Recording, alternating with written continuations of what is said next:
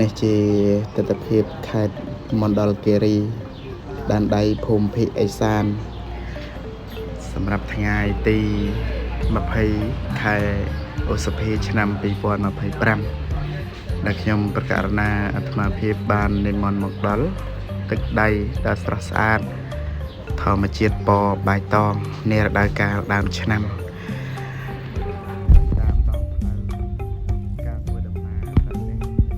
ទស្សនភាពគួរឲ្យតាក់ទាញអ្វីត្បិតតែมันមានភ្នំដ៏ធំដូចជានៅខេត្តអានយ៉ាងយើងឬក៏ដូចខេត្តតាកែវខេត្តផ្សេងទេប៉ុន្តែភ្នំតូចធំដៃខ្ពស់ខ្ទាបចុះឡើងតែទេសភាពវាស្មៅឲ្យស្រឡះហើយនឹងសួនចំការម្រេចចំការដំណាំផ្សេងអានេះគឺជាកន្លែងដែលបើតាមការស្មានដូចជាកន្លែងគេធ្លាប់បោះតង់ស្តៀងគិរីរម្យដែរប៉ុន្តែមិនមែនជាគិរីរម្យនៅខេត្តកំពង់ស្ពឺនោះទេនេះមើលទេសភាពដើម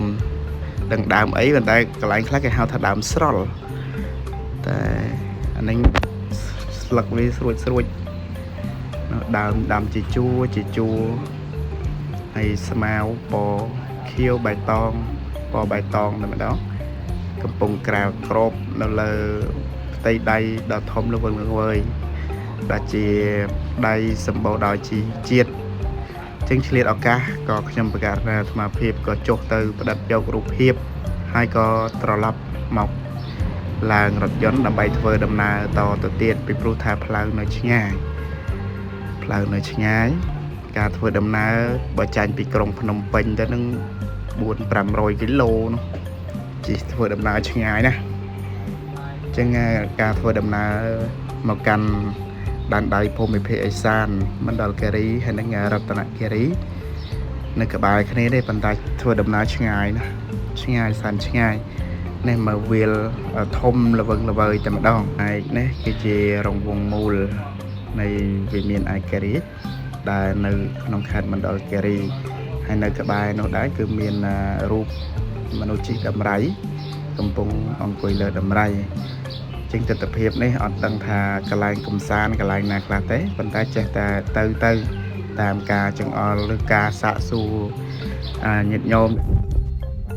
ហើយសុទ្ធសឹងតែមិនធ្លាប់ទៅដូចគ្នាចឹងមកដល់កន្លែងនេះគឺគេហៅថាលើកំពូលភ្នំដោះក្រមុំគឺភ្នំឈ្មោះអញ្ចឹងហៅទៅតាមអ្នកភូមិតំបន់ដែលគេធ្លាប់ដឹងហៅថាភូមិដោះក្រមុំហើយខាងក្រោយនេះមានទេសភាពស្អាត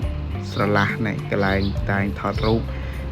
នេះខ្ញុំស្រឡាញ់មណ្ឌលគិរីកន្លែងនេះឯងដែលភាគច្រើនយើងឃើញគេមកថតរូប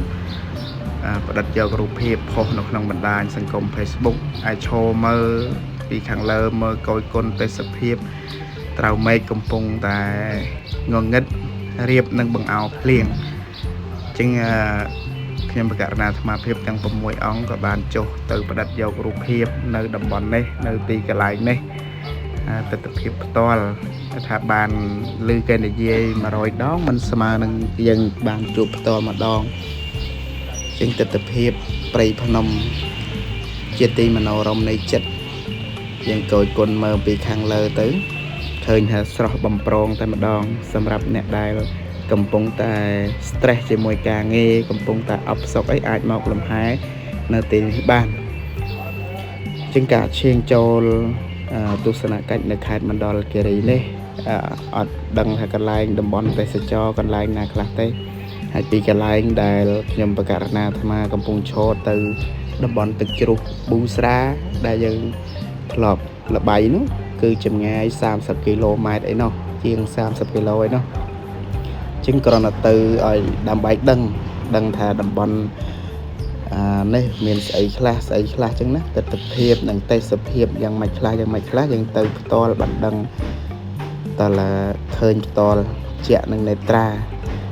ហើយល្បីថាមណ្ឌលគិរីគឺជាតំបន់ដ៏ត្រជាក់ជាងគេនៅក្នុងប្រទេសកម្ពុជារបស់យើង